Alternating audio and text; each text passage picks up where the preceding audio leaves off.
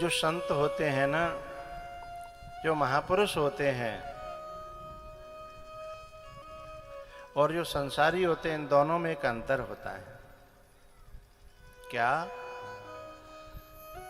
यदि संत से हम जुड़ेंगे तो संत परमात्मा से जोड़ देगा, और किसी संसारी से जुड़ेंगे तो संसारी तो माया से जोड़ देगा। यदि बिना जुड़े नहीं रहा जाता तो हम संत से जुड़े हैं। ये संत के लक्षण क्या हैं भैया? कपिल भगवान कहते हैं, मां, वैसे तो संत का कोई लक्षण नहीं होता, क्योंकि संत जो होते हैं वो विलक्षण होते हैं, उनका कोई लक्षण नहीं है, विलक्षण होते हैं वो। क्योंकि किसी लक्षण में बांधना ही हमारी नादानी है।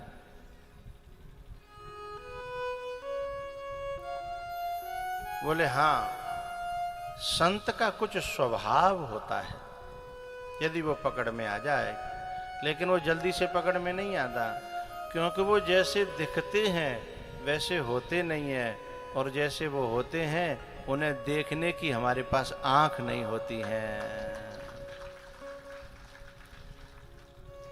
वो आंख किसी किसी को परमात्मा देता है कि संत के संतत्व को वो दर्शन कर पावे, क्योंकि हमारी आंखों को तो बुराई देखने की जन्मजात आदत है, और जिसे बुराई देखने की जन्मजात आदत पड़ी है उसे संत में संतत्व कैसे दिखाई देगा? और संत में यदि संतत्व देखना है तो पहले बहुत दिनों तक जब बहुकाल करिय सतसंगा, बहुत काल तक सत्संग का, कथा का श्रवण करना पड़ेगा, तब उसमें से समझ में आएगा कि संतों को देखने का तरीका ये होता है।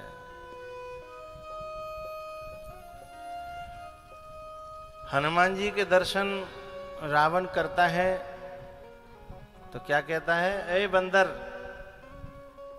हनुमान जी के दर्शन जब रावण करता है तो कहता है, ए बंदर। और उन्हीं हनुमान जी के दर्शन जब भक्त लोग करते हैं तो क्या कहते हैं? ज्ञान नाम अग्रगण्यम है सक भा हनुमंता। जबकि कचम्मे की बात यह है, विभीषण के केवल 2 आंख हैं और रावण के 20।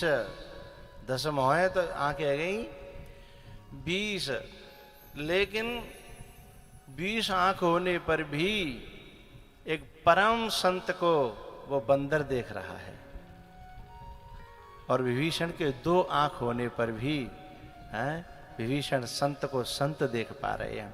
आंख ज्यादा होना जरूरी नहीं है, आंख में क्वालिटी होना जरूरी है,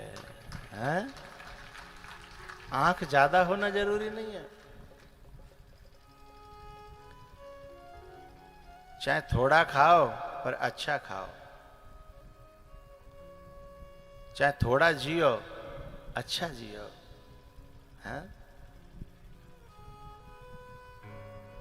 20 आंख हैं लेकिन फिर भी उसे संत दिखाई नहीं दे रहा, बुद्ध पुरुष दिखाई नहीं दे रहा, परमात्मा का परम दास दिखाई नहीं दे रहा। हमारे महाराज जी यहाँ रहते हैं जमुना के किनारे, प्रभुदास जी। कुछ लोग इनमें परमात्मा का रूप देखते हैं और कुछ लोग ऐसे भी होंगे जिनको बस नहीं चले, नहीं तो यूं तो भगा दें, हैं? तरह तरह की बात भी करते होंगे, सोचते होंगे। तो संत हैं,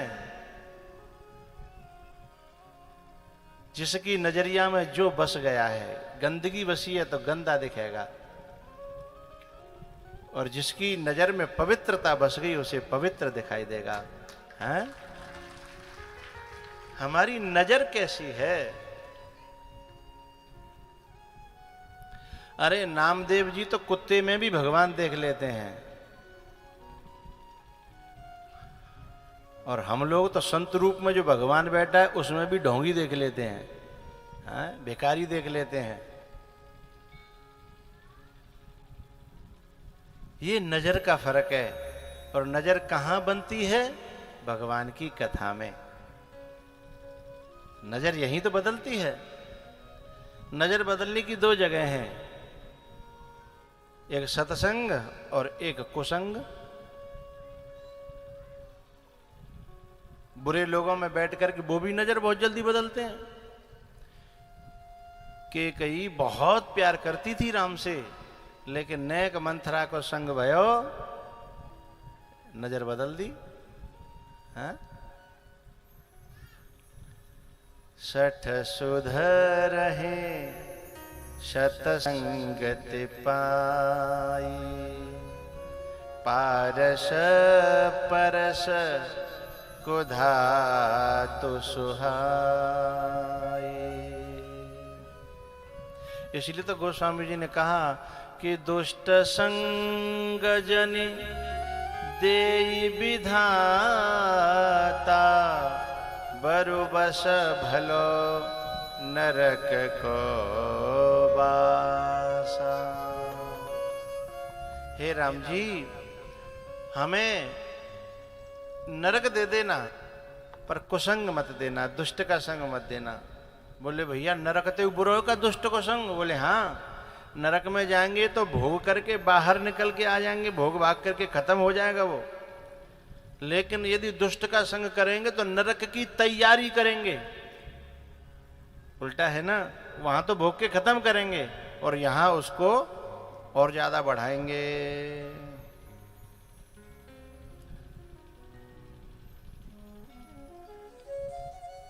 वरु बस भलो नरक को बासा,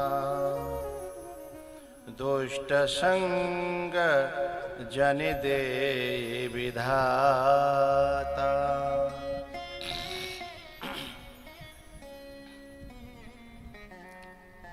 एक बात बताऊं, एकाध खरब, करोड़ नहीं कह रहा, लाख नहीं कह रहा, एकाध खरब अरब खरब पाकर के भी यदि हमारी दृष्टि खराब होती है तो सौदा घाटे का है।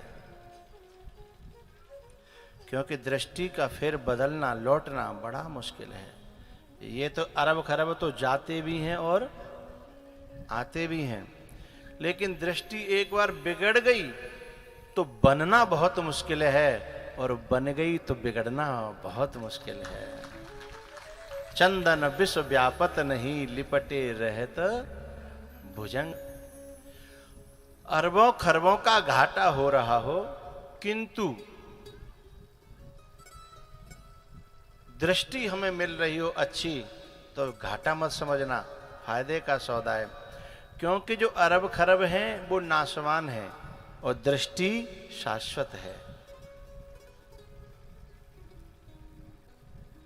नाशवान चीज के बदले में शाश्वत चीज मिल जाए तो यह फायदे का सौदा है।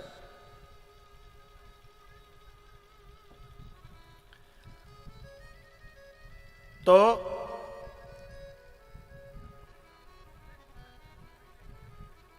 देवभूति ने कहा कि भैया कछु संतन के वो तो बताओ, हम कैसे कैसे पहचाने संत कैसे होते हैं। जो दाढ़ी रखा में वे संत होते हैं, या दाढ़ी मोछ मुड़ाए दें वे संत होते हैं, कि लाल कपड़ा भाई होते हैं, कि पीले भाई, कि काले भाई होते हैं, कि कैसे कैसे कहा उनकी।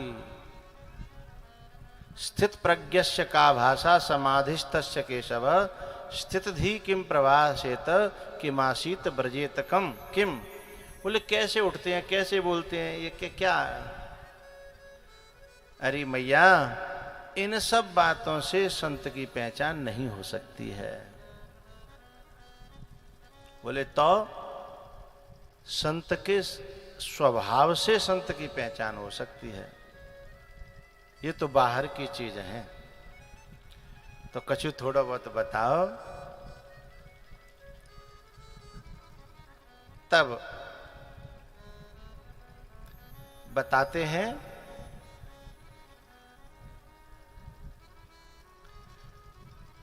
तितिक्षवः कारुणिकः सुहृदः सर्वदेहिनां सुहृदः सर्वदेहिनां।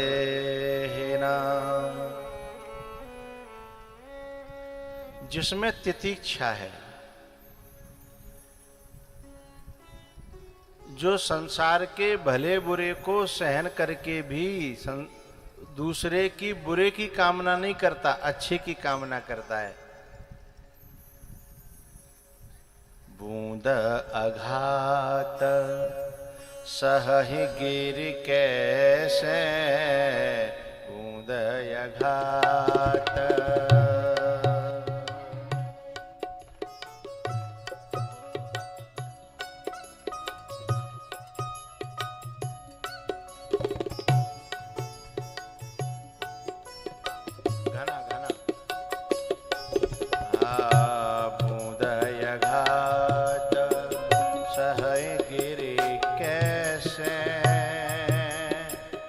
खल के बचन संत सहज से,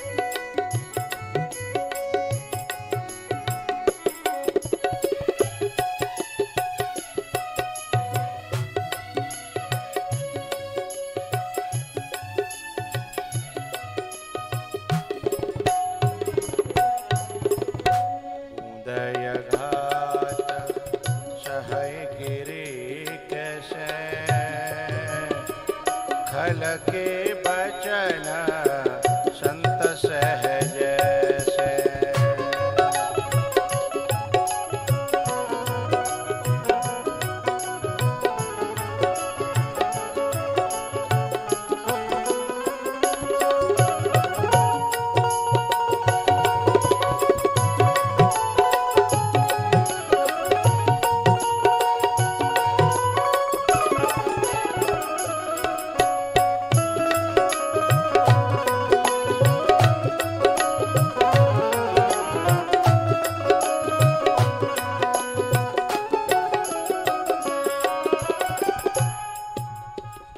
जिनके श्रवण समुद्र समाना, संत की पहचान है। जिनके श्रवण समुद्र समाना, कथा तुम्हारी शुभग शरणाना, भरहि निरंतर औहिन पूरे,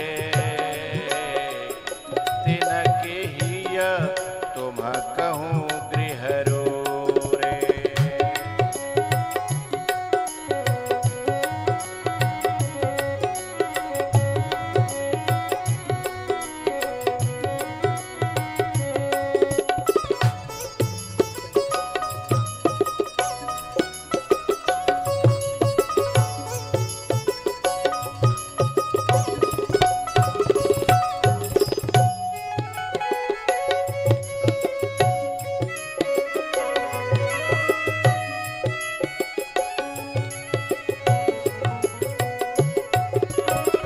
तुम्हि निवेदित भोजन करहि,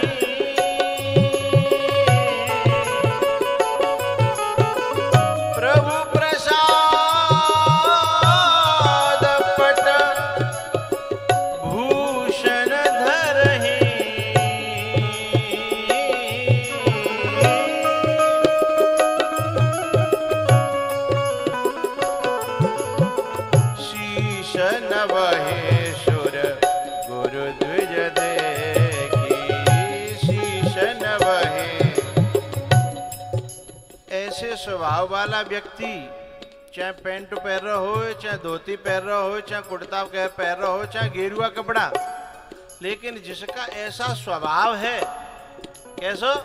शीश नवहि सुर गुरु द्विज देखी, प्रीति सहित करे विनय अभिषेकी, करनित करहि राम पद पूजा, करनित करहि राम पद पूजा, राम भरोस हृदय नहीं दूजा, राम भरोस हृदय नहीं दूजा, चरण राम तीरथ चले जाहि, राम बसहु तिनके मन माहि।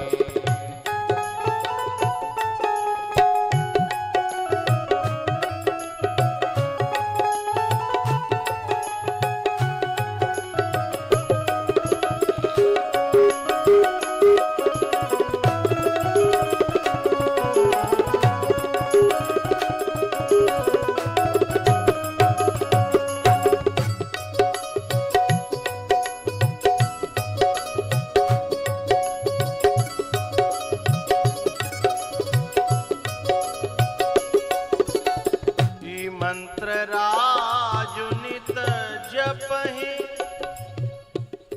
तुम्हारा,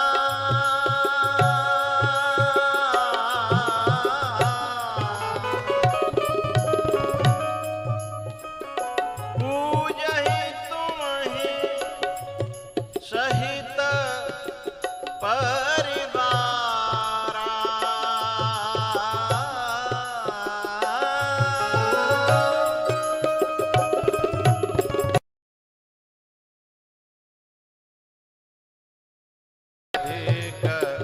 गुरु ही जिय जानी। वे संत हैं कौन? तुम ते अधिक गुरु ही जिय जानी, सकल भाय सेवहि सन्मानी।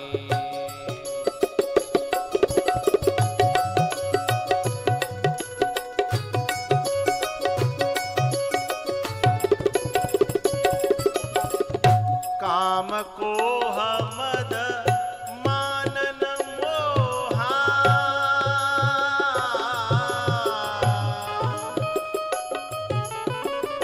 लोभ न क्षोभ न रागन द्रोहा,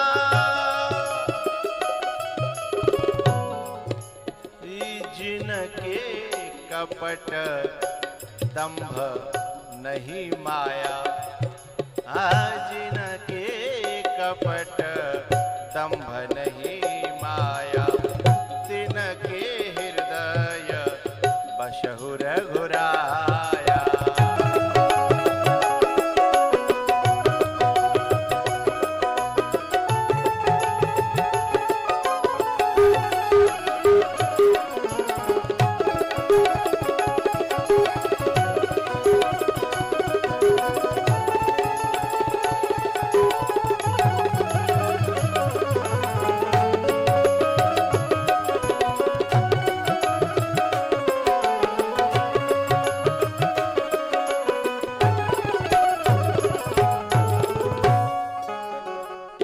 सबके प्रिय सबके प्रिय सबके हितकारी,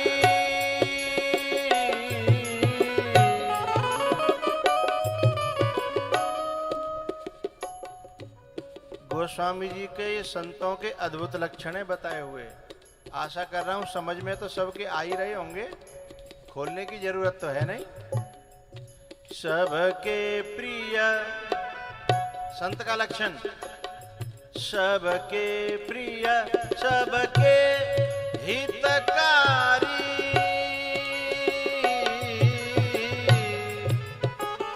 दुख सुख सरिस प्रशंसा गाई,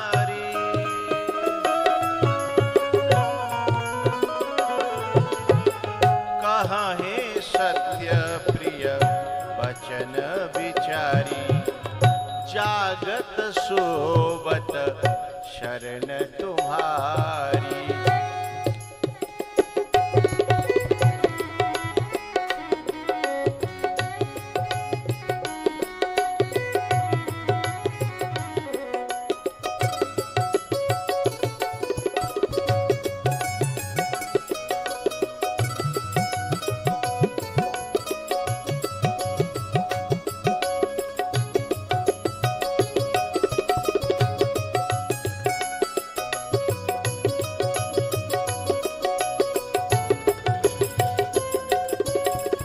अवगुण तजी सबके गुण गहहीं।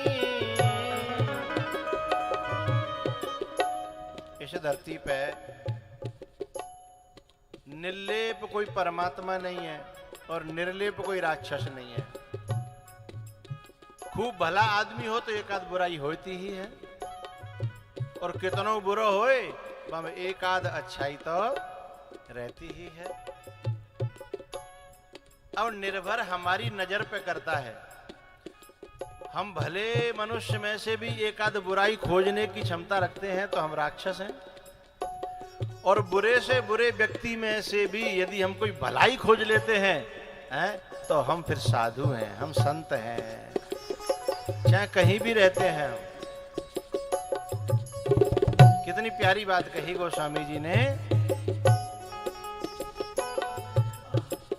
अवगुण तजी, अवगुण होंगे लेकिन उन्हें न देख करके, सबके गुण गहहीं। अवगुण तजी सबके गुण गहहीं।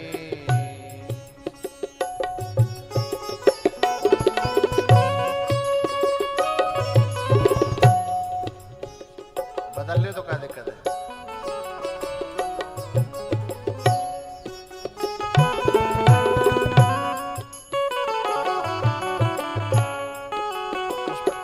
ऊंचा जाना पड़ता है उस पर।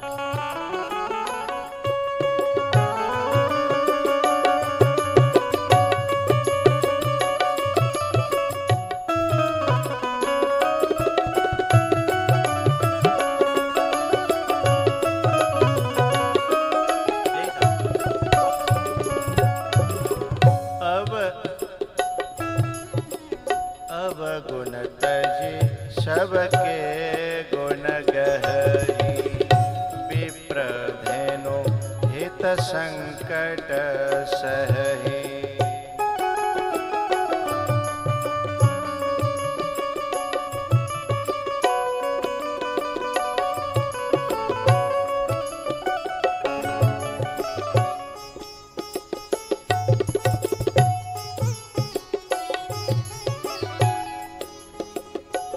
लास्ट में एक लक्षण तो अपार हैं, क्योंकि संतों के लक्षणों को तो शेष और शारद भी नहीं गा सकते।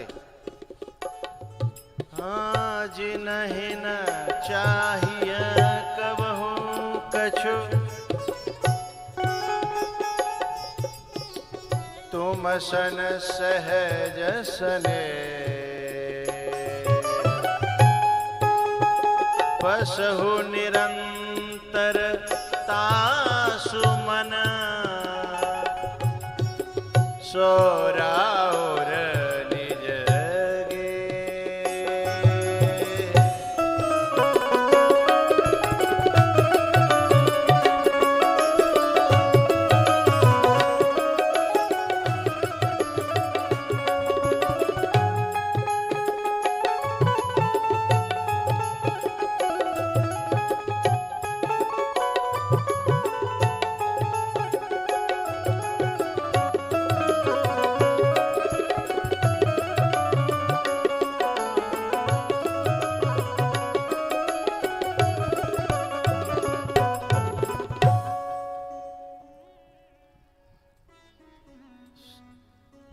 अवगुण तजे सबके गुण गहरी।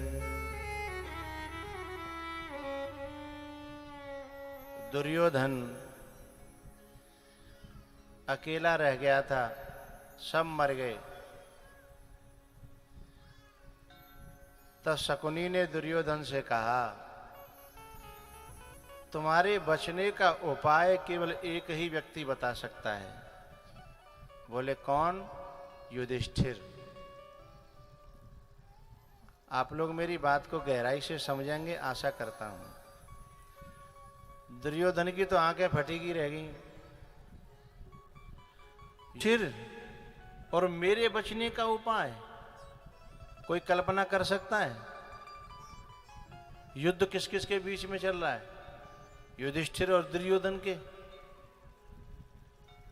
और युधिष्ठिर का जिन कितना विनाश कर दिया, अभिमन्यु मार डाला, कितनी सेना मार डाली, जीवन भर कष्ट दिए हैं, उसके बावजूद शकुनी कह रहा है कि तुम्हारे बचने का उपाय एक ही व्यक्ति बता सकता है। बोले कौन? युधिष्ठिर। दुर्योधन की खोपड़ी खिसक गई। बोले युधिष्ठिर, मेरे बचने का उपाय? और फिर मेरे बचने का मतलब है कि उनकी हार, उनका विनाश। तो अपने विनाश का रास्ता युधिष्ठिर क्यों बताएंगे? शकुनी ने कहा, भांजे तुम यही तो नहीं जानते हो, ये सत्यवादी लोग ये सत्य का पल्लू नहीं छोड़ते और ये अपनी मृत्यु की भी परवाह नहीं करते, अपनी हार जीत की भी परवाह नहीं करते, लेकिन ये सत्य का पल्लू नहीं छोड़ते हैं। शकुनी जैसा शातिर व्यक्ति भी इस भरोसे को रखता है। तो ये भरोसा बनाया किसने? युधिष्ठिर जी के सत्य ने है। और आश्चर्य की बात ये कि दुर्योधन जैसा अविश्वासी व्यक्ति भी, शातिर व्यक्ति भी, धोखेबाज व्यक्ति भी युधिष्ठिर पर विश्वास करता है और जाए। मैं संत की बात बता रहा हूं।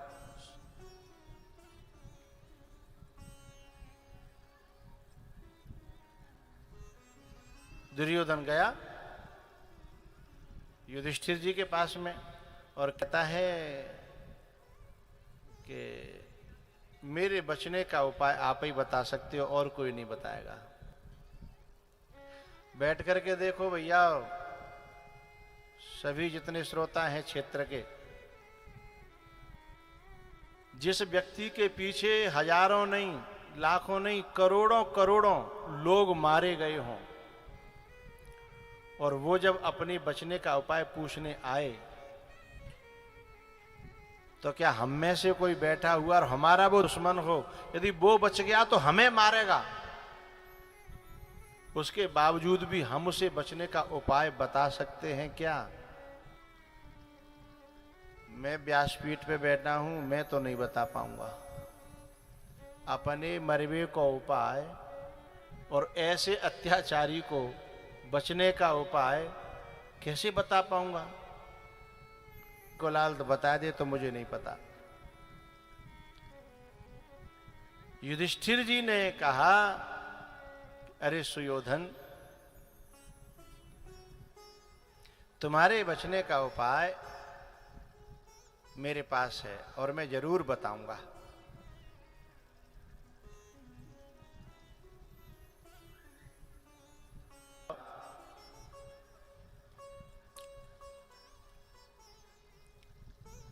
बोले तुम्हारी माता जो गांधारी हैं,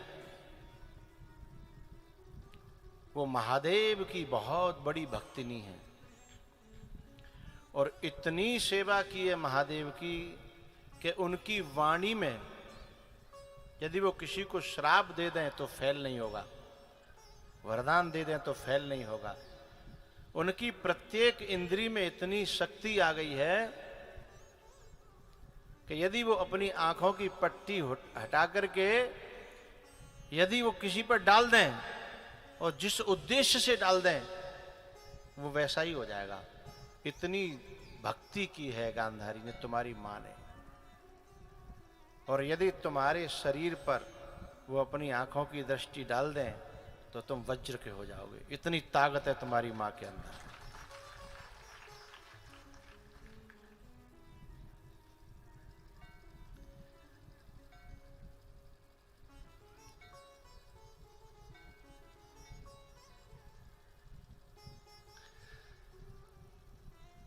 उपाय बता दिया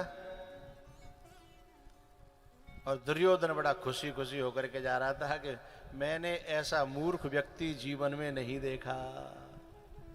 युधिष्ठिर को मूर्ख मानते हुए कि अपने मरने का उपाय और मेरी विजय का उपाय इस व्यक्ति ने बताया। क्योंकि भगवान के निर्णय कुछ ऐसे ही लगते हैं संसार की दृष्टि से मूर्खता भरे, लेकिन उनकी गहराई बहुत ऊंची होती है, उनकी गहराई बहुत ज्यादा होती है। उन्हें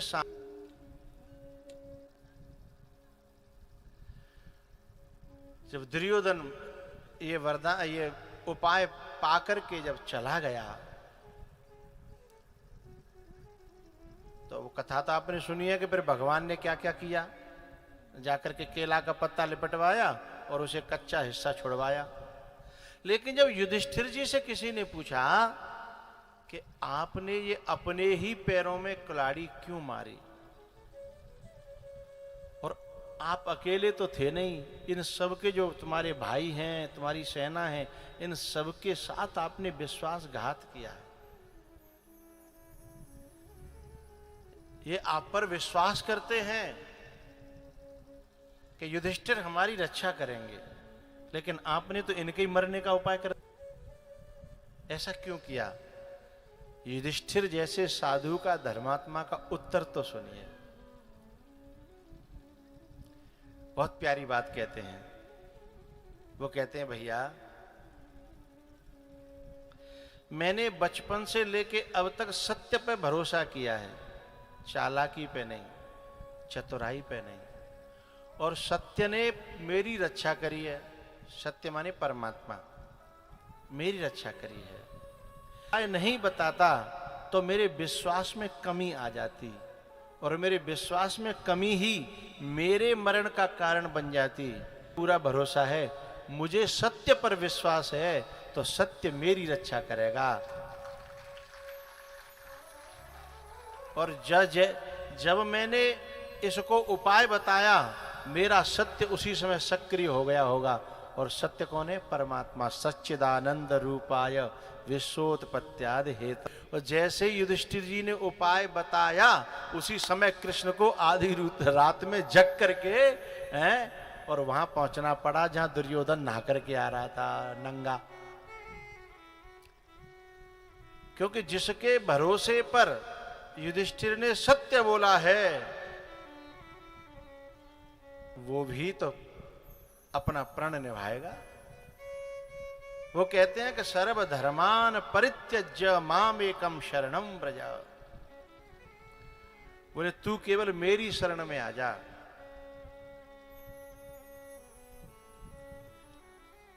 धर्मो रक्षति रक्षितः धर्म एव हतो हन्ति। बोले मैं धर्म के लिए जी रहा हूं और धर्म पर चलूंगा, तो मैंने अपनी रक्षा अपनी बुद्धि से, अपने बल से, अपनी चालाकी से करी है, जो ये समझते हैं वो गलत समझते हैं। मैंने तो ऐसा कभी समझा ही नहीं है कि मैं अपनी रक्षा कर रहा हूं। मुझे सत्य का बल है, मुझे धर्म का बल है, और धर्म को मैंने पालन किया है।